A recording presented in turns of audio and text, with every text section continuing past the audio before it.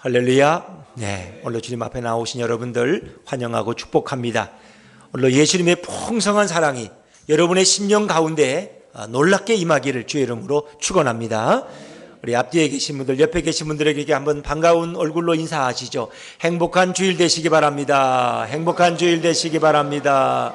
네, 감사합니다. 일반적으로 우리는 나보다 사회적 지위가 높고 힘이 있는 그런 사람 앞에 설 때에 우리는 두려움을 느낄 수가 있습니다. 예를 들면 오늘 여기 우리 장원영 대위가 제일 앞자리에 이렇게 앉아 있는데, 만약에 장원영 대위가 육군 대장 앞에 불려가게 된다면 어떨까요? 담담할 수 있을까요? 그래도 뭔가 두려움을 가질 거예요. 왜? 나하고 너무나 계급의 차이가 크기 때문에. 사람들은 나보다 신분이 높고 또 직분이 높은 사람 앞에 서면 주눅이 들게 돼 있어요. 그리고 우리가 쫀다 그러죠. 뭔가 두려움, 막연한 두려움을 갖게 되는 것이 인지상정입니다. 각 부위만 아마 파출소의 순경이 순신나온 경찰청장 앞에 선다면 다리가 후들후들 떨릴 수도 있습니다. 이것이 인생에서 경험하는 일들입니다. 그러나 인생을 살다 보면 그와 전혀 반대로 낮고 약한 자에게 힘이 있고 권세 있는 자가 두려움을 갖는 경우도 있다 하는 것입니다. 제가 한 2주 전에 임진왜란 이야기를 들으면서 조선의 선조왕에 대해서 설명한 적이 있습니다. 조선의 선조대왕은 조선을 침략한 왜군을 두려워했습니다. 그리고 그가 또 하나 두려운 대상이 있었어요. 그가 말할 수는 없지만 이순신 장군을 그는 가장 두려운 존재로 여겼습니다. 임진왜란이 나니까 이렇게 왜군에게 밀려서 점점 북상하게 됩니다. 조선의 왕은 자기 생명 하나 보존하려고 북으로 성읍을 옮깁니다. 피난합니다.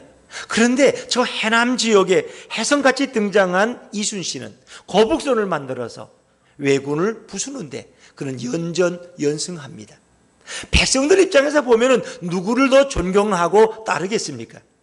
이순신의 승전보가 싫지는 않지만 그는 이순신에 대한 불편함을 갖습니다.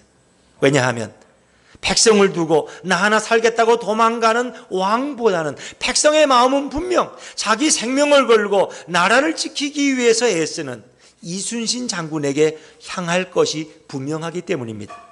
그래서 선조는 기회가 될 때마다 이순신에게 시비를 겁니다.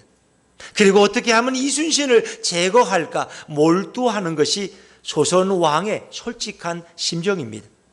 이순신은 정말 아무런 사심 없이 그런 백성과 나라의 사직을 지키기 위해서 자기 생명을 촉에같이 버린 인물입니다. 오죽했으면 일본의 국내를 통일하고 임진왜란을 도발한 토요토미 히데요시, 일본의 그때 지도자는 일본 왜군이 계속 이름도 없는 이순신에게 패하니까 전 수군들에게 명령문을 내렸습니다. 이순신과는 마주치지 말아라. 이순신이 오면 무조건 피해라. 왜? 너희들의 실력으로는 이길 수 없기 때문에. 백성들은 이순신을 선조왕보다 더 사랑했고 자랑스러워했습니다. 사랑하는 여러분, 선조는 이순신을 어떻게 해서든지 처벌하고 싶었고 어떻게 해서든지 그를 영원히 제거하고 싶었습니다. 자신의 신하가 왕보다도 더 소신이 있고 훌륭하다면 아무리 왕일지라도 신하의 눈치를 보게 됩니다. 백성의 눈치를 보게 됩니다. 임금도 예외가 아닙니다. 인생을 살다 보면 아무리 나이가 어려도 직급이 낮아도 소신이 있는 자는 무엇인가 말로 표현할 수 있는 존엄함이 그에게 있는 것입니다. 반대로 인생이 아무리 나이가 많고 연륜이 많고 직급이 높아도 내 인생을 살아가면서 소신 없이 살고 기회에 따라 기회주의자처럼 행동한다면 그런 주변에 좋은 영향력을 주지는 못합니다. 또 그런 사람 앞에서 위험과 두려움을 가질 수도 없습니다. 아무리 자식을 낳아서 얼러 키우고 그를 성장시킨 부모일지라도 그 부모의 행동이 자녀들에게 모범이 되지 않고 올바르지 않고 이기적이라면 자식들로부터 존경을 받기는 어렵습니다. 오히려 자식들의 눈치를 살피면서 불행스러운 인생을 사는 것이 일반적인 모습일 것입니다. 그렇습니다. 인생은 나이와 직급으로 사는 것이 아니라 소신과 올바름으로 살아가야 하는 것입니다. 저는 오늘 본문 12절의 말씀을 읽으면서 이런 질문을 갖게 됩니다. 오늘 사울이 누군가를 두렵다고 고백합니다. 여러분, 오늘 사울은 누구를 두려워하고 있습니까? 성경에 보니까 다윗을 두려워했다는 것입니다. 여러분, 얼른 우리가 들으면 어떻게 사울이 다윗을 두려워할 수 있는가? 사울은 이스라엘을 지도하는 왕입니다. 그에게는 막강한 권세를 가지고 있습니다. 거기에 비하면 다윗은 이제 베들레헴 목동의 신세를 벗어난 지 얼마 안 되는 아주 젊은, 아주 힘없는 소년에 불과한 것입니다. 절대 권력자가 어떻게 자기를 섬기는 시종에게 두려움을 가질 수 있을까? 오죽했으며 사울왕은 다윗이 너무 두려워서 자기 곁에 두기가 싫어서 그를 밖으로 내보냅니다. 천부장을 삼아요. 1000명의 병력을 이끌 수 있는 사단장급의 지휘관을 삼아서 그를 야정관 사령관으로 임명하며 저 전선에 보내서 자기를 떠나 있게 합니다. 왜 그랬을까? 자, 우리 오늘 성경 12절 말씀을 다시 한번 읽어볼까요? 12절입니다. 시작. 여호와께서 사울을 떠나 다윗과 함께 계심으로 사울이 그를 두려워한지라. 아멘. 오늘 사울이 다윗을 두려워한 이유는 분명합니다. 오늘 12절에 다 소개되죠. 첫째는 여호와께서 사울을 떠났기 때문에 그런 두렵습니다. 하나님이 사울 왕을 떠났습니다. 왜? 사울은 하나님의 말씀을 거절했기 때문에, 불순종했기 때문에, 하나님을 등졌기 때문에 여호와의 영이 사울을 떠났다고 성경은 분명히 증언하고 있습니다. 둘째는 자신을 떠난 여호와께서 다윗과 함께 계셨기 때문입니다. 하나님의 영이 다윗과 함께 계셨어요. 자, 그런데 여러분들은 이렇게 예배 나오고 참 성실하게 살아가시죠. 또 어떤 분들은 새벽 기도를 일주일 동안 월요일부터 토요일까지 한 번도 안 빠지고 나오는 분들은 얼마나 믿음이 좋겠어요. 여러분들은 혹시 지금 하나님이 나와 함께 계신다 하는 것을 내가 느낄 수 있는 분들이 있을까요? 또 아니면 하나님이 오늘은 나를 떠난 것 같아, 이런 느낌을 눈치챌 수 있는 그런 영적 예민함을 여러분은 혹시 가질 수 있습니까? 참 어려운 질문입니다. 지금 하나님이 나와 함께 계신다. 그런데 어느 하나님이 나를 떠난 것 같다, 이런 느낌을 우리가 분별할 수 있다면 그 사람은 굉장히 깊은 영성의 사람이라고 말할 수 있습니다. 여호와 하나님이 지금 누구와 함께 계시고 여호와 하나님이 지금 어디에 임재해 계시느냐, 이걸 안다는 것은 아무나 알 수 있는 일들이 아닙니다. 쉽게 말하면 죄인들은, 악인들은 여호와께서 자신을 떠났는지조차도 구별할 수가 없습니다. 이것이 일반적인 죄인의 영적 상태입니다.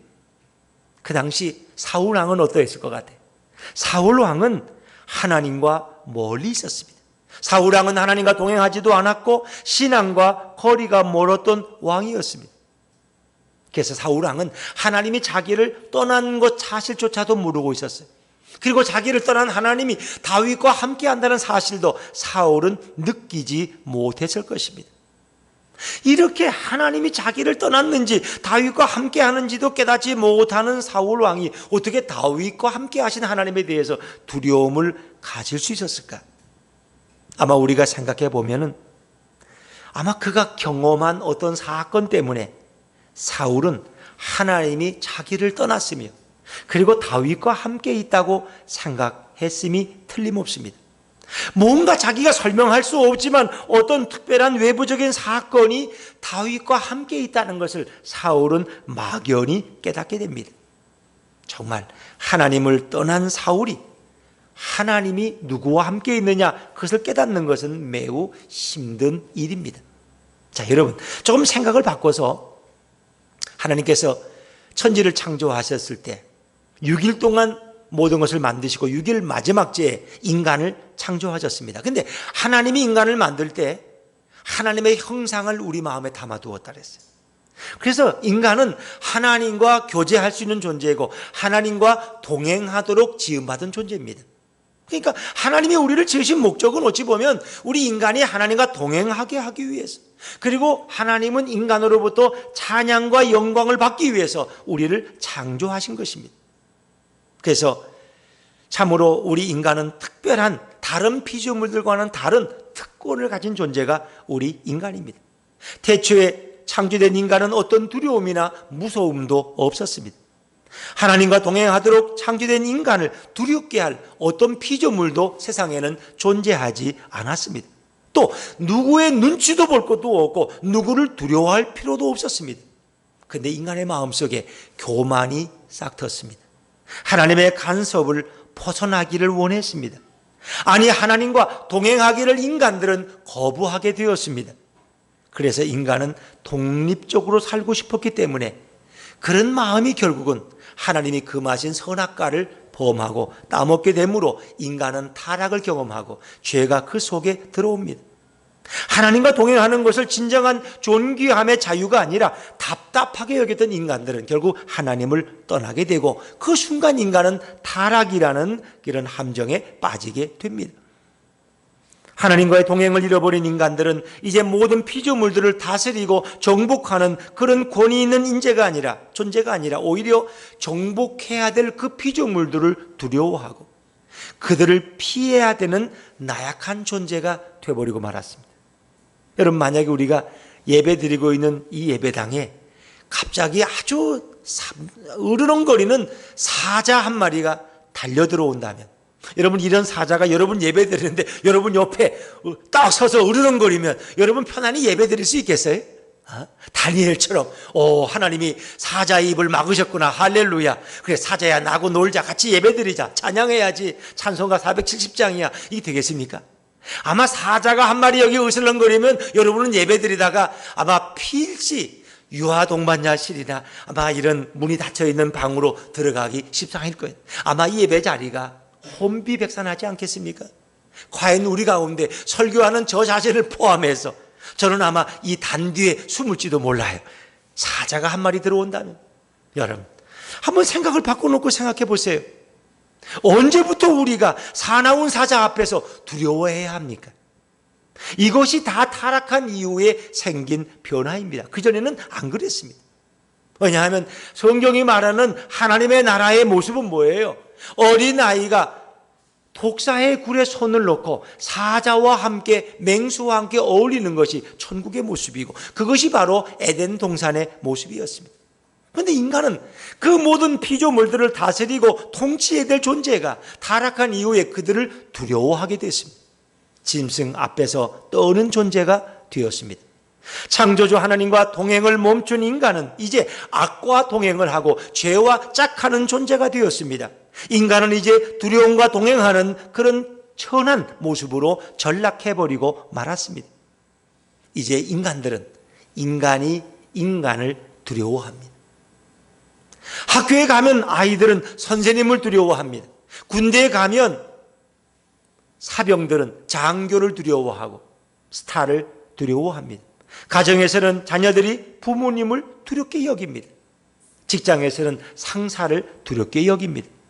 타락한 인간들은 밤에는 어둠을 두렵게 여기고 낮에는 하나님과 동행하기를 거부하면서 가난과 추위와 배고픔과 무능력과 실패의 두려움 속에서 하루하루 비참하게 살아갑니다. 타락한 인간은 미래를 두려워하고 나의 노후를 두려워합니다. 그리고 지금도 전전긍긍하며 살아가고 있습니다. 이것이 타락한 인간의 모습입니다. 적어도 아담과 하와가 타락하기 전에는 인간의 마음속에 두려움이란 어둠의 그림자는 없었습니다. 왜냐하면 하나님은 우리에게 진정한 평화와 동행의 기쁨을 주셨기 때문입니다. 오늘 사울은 다윗을 주목해 보았습니다.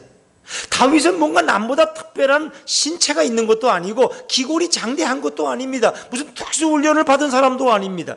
그런데 이 어린 다윗이 골리앗과의 싸움에서 어떻게 물맷돌 하나로 그 거인 장수를 물리칠 수 있을까? 이것이 정말 놀라운 일입니다. 사울은 창을 잘 던지기로 유명한 사람입니다. 이런 작은 공간에서 사울은 지금 악령에 번뇌하면서 지금 정신없이 떠들고 있습니다. 사울은 수금을 켜면서 하나님을 찬양해서 그 악령을 쫓아내기를 원하는데 갑자기 발작을 일으킨 사울이 옆에 있던 창을 들어서 가까이 있는 사울을 향해서 힘있게 던졌습니다. 아무리 인간이 빨라도 지금 수금을 켜던 사람이 어떻게 창을 피할 수 있겠습니까? 우리 소민이 형제가 아주 키보드를 잘 치는데 능수능란하게. 근데 여기서 갑자기 누가 던지면은 그거 피할 정신이 없어요. 악보 건반 보는데 정신이 없는데. 그런데 놀랍게도 다윗은 2번씩이나 그 창을 용케도 피했다는 것입니다. 그걸 보는 순간 이 사울의 마음속에 이건 뭐야? 이게 어떻게 된 것이지? 그는 도저히 그 일을 누가 했는지 짐작하지는 못했지만 뭔가 특별한 존재가 저 다윗과 함께 한다는 것을 깨닫게 되었습니다. 누군가 다윗과 함께 하지 않으면, 누군가 다윗을 피하게 하지 않으면 어떻게 내 날카로운 창을 2번씩이나 피할 수 있을까? 사울의 마음속에 그런 깨달음이 조금씩 찾아오게 되었습니다. 사울이 두려워했던 것은 다윗에게 나타나고 있는 외형적인 일들 하나하나 때문이었습니다. 그 말로 설명할 수 없는 기이한 현상들 때문에 영적으로 분별할 필요도 없지만은 외부로 드러난 그 현상을 통해서 사울은 내가 알지 못하는 어떤 분이 저와 함께하고 있구나, 이것 때문에 다윗을 두려워하게 되었다는 것입니다. 이미 사울에게서 하나님은 떠나가셨습니다. 하나님이 사울을 떠났기 때문에 얼마든지 다윗을 죽일 수 있음에도 불구하고 사울은 다윗을 죽일 수가 없었습니다. 결국 다윗이 승승장구하는 것은 하나님이 함께하지 않으면 도무지 일어날 수 없는 일이었기 때문에 사울은 나를 떠난 하나님께서 저 어린 소년 다윗과 함께하고 있구나 하는 것을 고백할 수밖에 없었다는 것입니다. 이 사울의 고백은 영적인 고백이 아니라 단지 눈에 나타나는 현상을 보고 그렇게 고백하게 되었습니다. 오늘 사울 왕이 어린 다윗을 두려워했던 것처럼 이 땅에 오신 예수님을 두려워했던 무리가 있었습니다. 예수님께서 이 땅에서 사역하실 때 수많은 종교 지도자들이 그 예수님을 올무에 넘어뜨리려고 많은 시험을 했습니다. 곤란한 질문을 던지기도 했습니다. 때로는 예수님을 협박하고 돌을 들어 예수님을 치려고까지 했습니다. 그런데 예수님은 전혀 종교 지도자들의 눈치를 살피지 않습니다. 그들이 예수님을 위협하고 조롱과 비난을 쏟아내면 예수님도 조금 더 분위기가 이게 아니구나, 내가 좀 말을 조심해야 되겠구나, 할 말도 좀 멈춰야 되겠구나, 이렇게 그들의 눈치를 보지 않으셨다는 것입니다. 예수님의 마음에는 그들을 향한 두려움이 전혀 없었기 때문에. 자, 우리 마가복음 14장 48절 49절 말씀을 한번 자막에서 같이 읽어보십니다. 시작.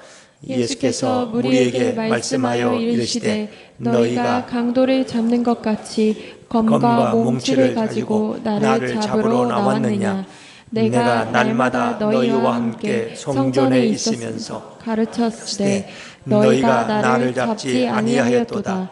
그러나 이는 성경을 이루려 함이니라 하시더라. 아멘. 여러분, 오늘 겟세마네 동산에서 예수님이 십자가를 앞에 놓고 기도하고 계실 때 새벽쯤 많은 병력을 이끈 유대 종교 지도자들이 검과 뭉치로 무장하고 예수님을 잡으러 왔습니다. 아니, 예수님은 혼자인데 제 아들은 저쪽에 자고 있어야죠. 예수님은 지금 혼자 기도하고 계시는 거예요. 그리고 예수님은 칼도 없고 검도 없어요. 무장하지 않으셨어요. 비무장이에요. 그런데 뭐가 예수님이 두려워서 그들은 그렇게 많은 병력을 동원하고 창과 검을 가지고 몽치를 들고, 몽치라는 것은 몽둥이를 이야기하는 거죠. 무기 대용으로 쓸 수 있는, 왜 그런 것을 가지고 예수님을 잡으러 왔을까? 그것은 그들이 예수님에 대한 두려움을 가지고 있었다는 것입니다. 예수님의 능력에 대한 두려움입니다.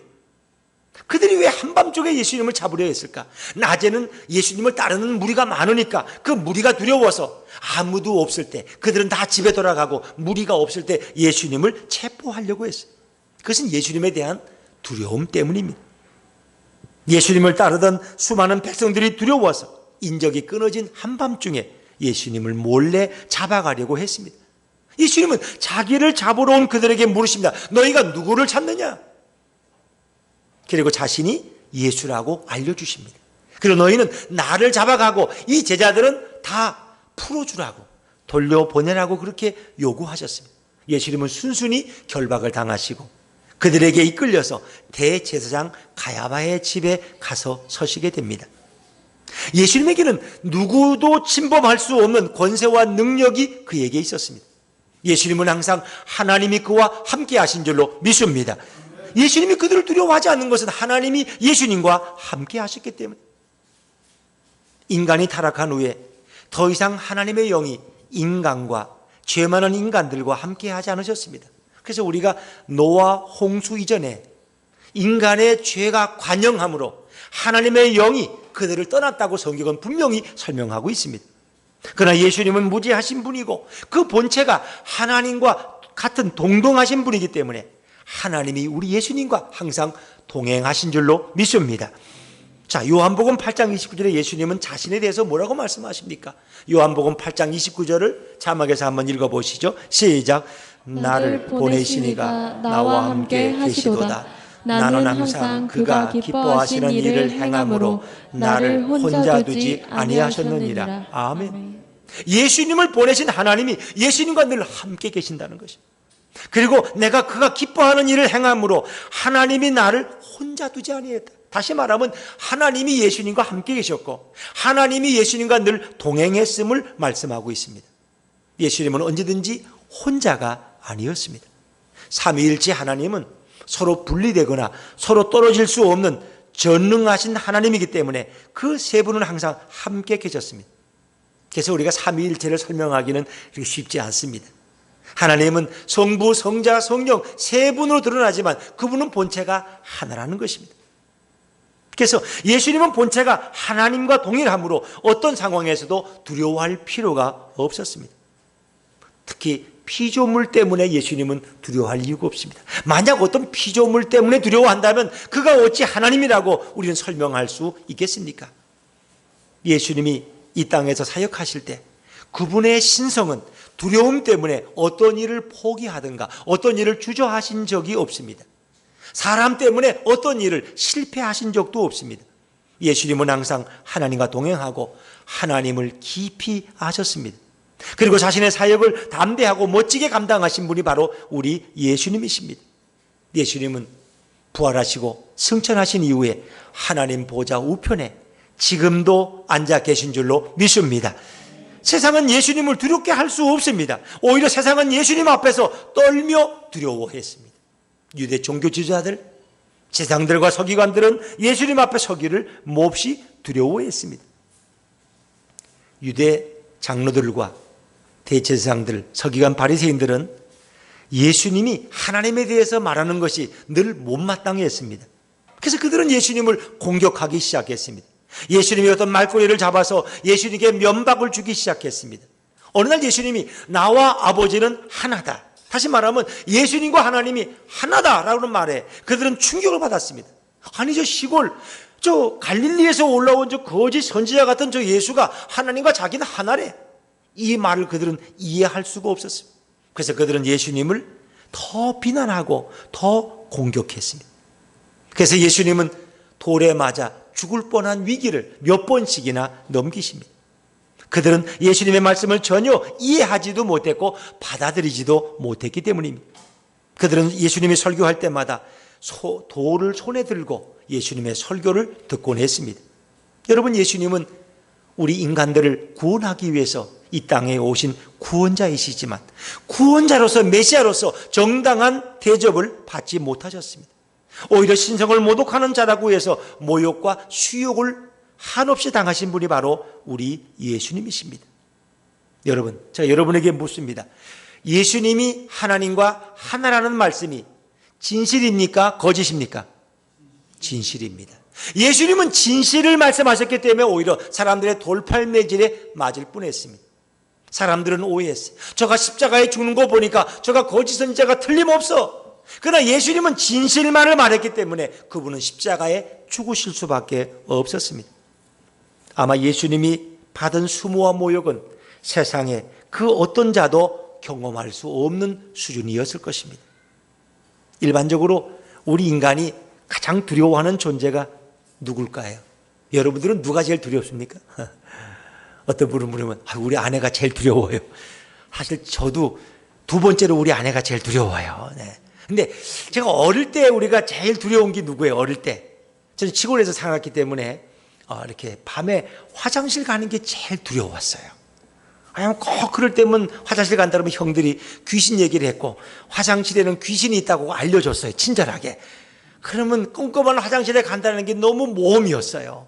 그래서 누군가 불을 밝혀주지 않으면 후라시가 없으면 갈 수가 없어요. 왜? 귀신이 거기 있는 것 같아서. 어릴 땐 귀신을 제일 두려워했어요.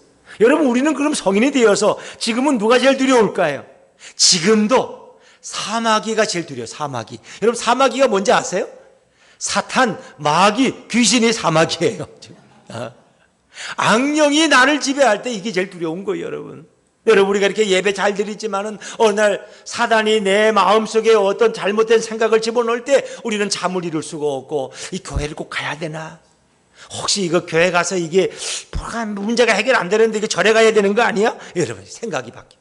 네, 악한 영이 자꾸 우리를 침입하려고 하기 때문에 우리가 믿음이 연약해질 때, 성령의 충만함을 입지 못할 때 이 사마귀는 우리의 마음을 분열시키려고, 그리고 우리를 그릇된 길로 인도하려고 공격하는 무리이기 때문입니다. 자, 그런데 예수님은 사마귀를 전혀 무서워하지 않습니다. 예수님은 가장 손쉬운 상대가 이 바로 사탄, 마귀, 귀신이었습니다. 자, 오늘 예수님이 어떤 거라사 지방에 가셨는데 그 거라사 지방에는 귀신 들려서 무덤 사이에서 거하는 사람이 있었습니다. 예전에는 유대인들은 이 귀신 들린 사람은 주로 무덤 사이에 거한다고 생각해요. 우리도 또 무덤 공동묘지 지나가다 보면 귀신이 많다고 맹게 좀 등이 오싹하잖아요. 그런데 이 사람은 막 정신없이 떠들어대고 소리를 지릅니다. 또 사람들이 그를 쇠사슬로 묶어도 그 쇠사슬을 끊어버립니다. 저도 어릴 때 그런 얘기 많이 들었어요. 누구를 귀신 들렸는데 묶었더니 밧줄을 다 그냥 끊어버려. 어떻게 그런 힘이 나왔는지 모른다는, 그런 쾌력이 그에게서 나온다는. 그러니까 사람들은 이 귀신의 존재를 두려워했다는 것입니다. 그런데 예수님이 그 마을에 들어갔을 때 그는 예수님을 보고 달려와서 절하면서 큰 소리로 부르짖습니다. 지극히 높으신 하나님의 아들 예수여, 나와 당신이 무슨 상관이 있나이까? 당신은 하나님 앞에 맹세하고 나를 괴롭히지 마소서. 예수님은 귀신을 향하여 명령합니다. 단 한마디, 더러운 귀신아 그 사람에게서 나가라, 한마디 하셨어요. 그때 즉시 그 사람에게서 귀신이 나가니까 그 사람이 온전해졌어요. 그리고 예수님은 옆에 이제 있던 돼지떼들에게 그 귀신이 들어가게 하니 그 몇천 마리가 바다에 뛰어들어가서 큰 손실을 입게 되죠. 여러분, 사실은 예수님 앞에서 귀신은 아무 문제가 안 돼요. 근데 우리가 이 영화를 보면은 가끔 뭐 사자라는 또 영화가 있는데 그것도 뭐 좀 엑소시스트 뭐 그런 영화 같아. 신부가 이렇게 귀신을 내쫓는 뭐 그런 건데 거기 보면 잘 안, 영화 보지도 않았지만 잘 안 나갈 거예요. 아마 그러니까 신부가 땀을 흘리면서 이제 애를 써요. 내보내려고. 근데 예수님 앞에서는 귀신은 아무 문제가 안 돼요. 귀신의 존재는 예수님 앞에서 너무나 손쉬운 대상이었다. 작가의 어떤 상상력으로 귀신을 쫓아보내는 것을 힘들게 설명하지만 오늘도 예수님이 내 인생의 주인 되어지신다면, 예수님이 내 안에 임재해 계신다면 우리는 예수 그리스도의 존귀한 이름으로 예수의 이름을 의지해서 사탄 마귀를 능력 있게 추방하고 쫓아낼 줄로 믿습니다. 왜? 예수님이 우리에게 그런 권세와 능력을 주셨기 때문에. 자, 오늘 성경은 오늘 그 귀신 들린 자에 대해서 뭐라고 설명하고 있습니까? 마가복음 5장 15절 말씀을 한번 자막에서 읽어볼까요? 마가복음 5장 15절입니다. 시작. 예수께 이르러 그 귀신 들렸던 자 곧 군대 귀신 집혔던 자가 손 옷을 입고 정신이 온전하여 앉은 것을 보고 두려워하더라. 그 예전이나 지금의 사람들 앞에 귀신은 두려운 존재예요. 귀신은 나름 능력이 있다는 거예요. 귀신은 우리보다 더 지혜로워요. 귀신은 우리보다 더 힘을 가지고 있어요. 그러나 우리가 예수의 이름의 권세로 나아가면 귀신은 여지없이 무너져 버리는 거죠. 자, 마가복음 5장 4절 말씀을 또 마저 읽습니다. 시작. 이는 여러 번 고랑과 쇠사슬에 매였어도 쇠사슬을 끊고 고랑을 깨뜨렸음이로라. 그리하여 아무도 그를 제어할 힘이 없는지라. 아멘. 이게 귀신 들린 사람의 모습. 쇠사슬마저도 그는 쉽게 깨뜨릴 수 있는 그런 괴력을 가지고 있었어. 그러니까 이 귀신이 얼마나 무서운 존재예요. 사람을 저렇게까지 만들어 놓았다. 근데 그 강한 귀신을 내쫓는 예수님은 더 두려움의 존재라는 거예요. 그래서 마을 사람들이 예수님을 보고 더 두려워하게 됐어요. 여러분, 그것을 우리는 이해할 수 있는 거죠. 예수님이 거기에 무슨 귀족 같은 지체 높은 자의 옷을 입고 가신 것도 아니고 수많은 시종들과 경호원들을 데리고 가신 것도 아니에요. 그냥 평범한 모습으로 예수님 가셨지만 말씀 한마디에 귀신을 추방하셨습니다. 사람들은 예수님에 대한 존경심과 함께 그에 대한 어떤 경외감, 두려움도 가지게 되었습니다. 예수님은 그 고라사 지방에서 많은 백성들과 함께 거주하시면서 그들의 문제들을 해결하시고 그들의 질병을 치료하시고 그들을 붙잡고 있는 모든 악령들을 내쫓은 줄로 믿습니다. 그것이 바로 예수님이 그 고라사 지방의 백성들과 동행하신 사건입니다. 여러분, 동행이란 무엇일까요? 동행이란 억지로 강요해서 함께 걸어가는 것이 동행이 아닙니다. 동행은 자발적으로 이루어져야 됩니다. 여러분, 북한의 김정은은 어떻습니까? 사람들이 자기를 잘 안 따라오면 가끔씩 공개 총살을 시킵니다. 지역 주민들을 모아놓고.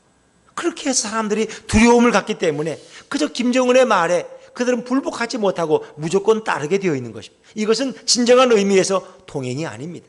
두려움으로 그들을 강요하는 것이고 협박하는 것입니다. 강제적으로 폭행과 포악으로 동행하는 것은 진정한 동행이 될 수 없습니다. 진정한 동행은 예수님으로부터 시작될 줄로 믿습니다.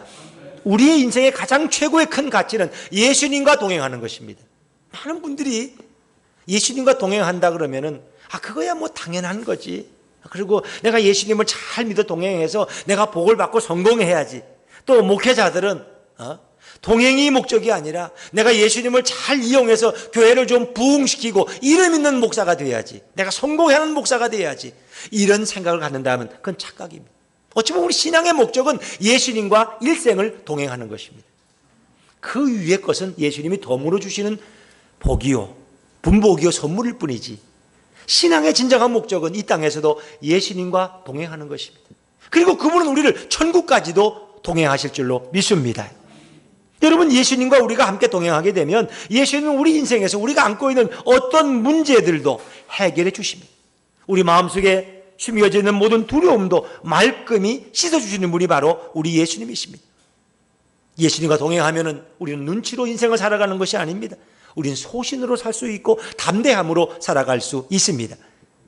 예수님과 동행하게 되면 두려움 없이 세상에 쫓겨가는 자가 아니라 세상을 두려워하지 않고 담대히 살아가는 인생을 걸어갈 수 있습니다. 예수님과 동행하지 않는 불신자는 누가 쫓아오지 않아도 쫓기는 마음으로 늘 안절부절하며 살아갑니다. 그 왜 그렇습니까?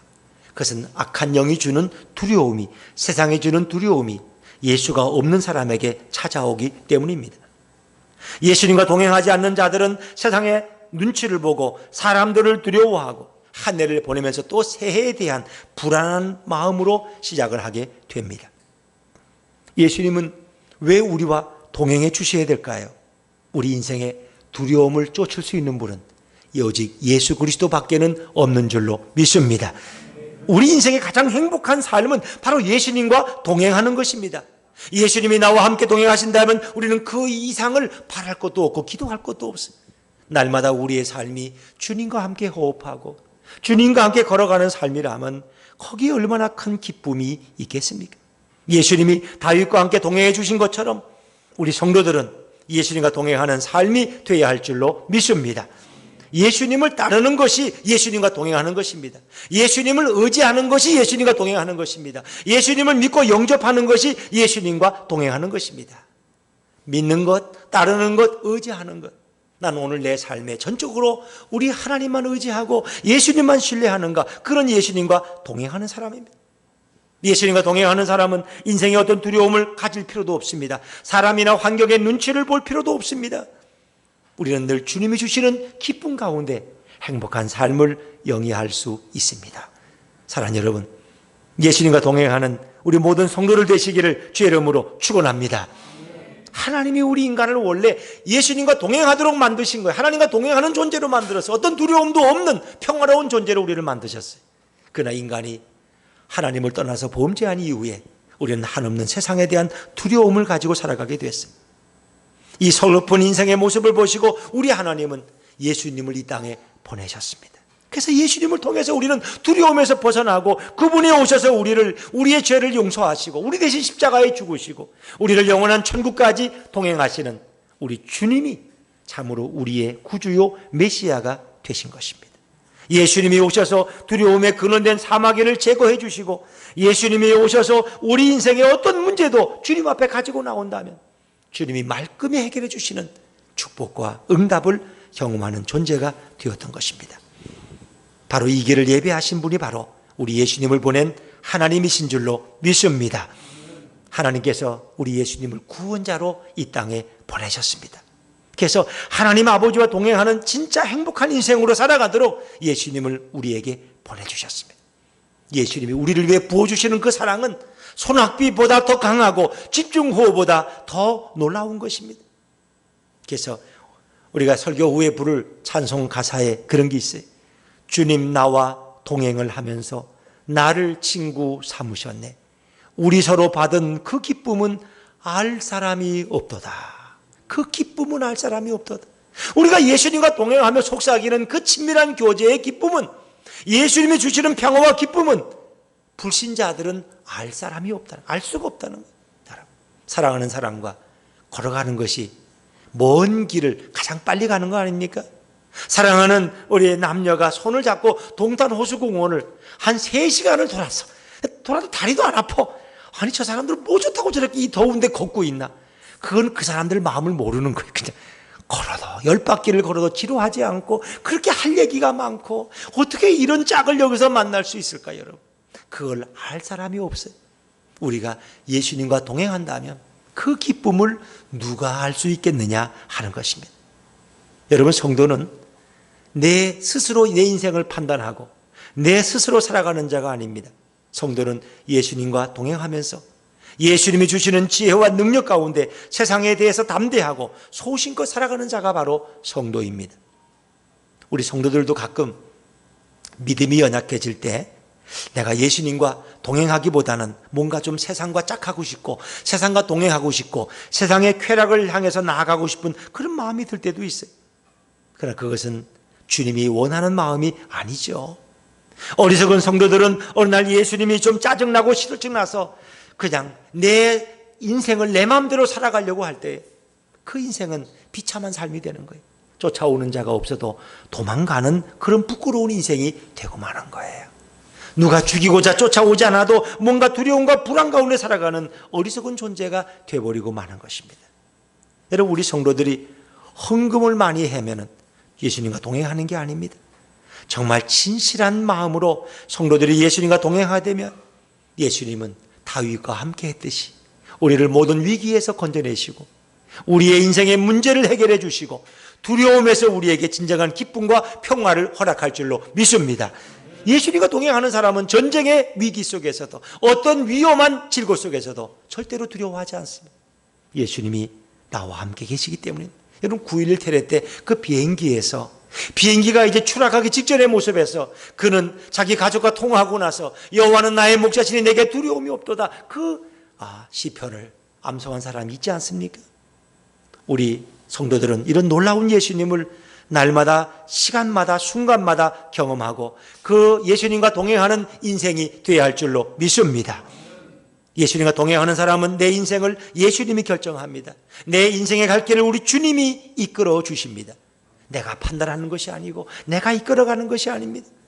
우리 성도들이 예수님과 동행한다면 우리 예수님이 다윗에게 했던 것처럼 우리를 쫓아다니면서 우리가 인생을 즐기면서 평안하고 안전하게 살아가도록 우리에게 역사해 주시는 분이 바로 예수님인 줄로 믿습니다. 예수님과 동행하는 자가 바로 진정한 성도입니다. 성도들은 예수님이 악한 영을 다 쫓아내 주시고 그리고 예수님의 이름으로 보호받는 자들이 진정한 성도입니다.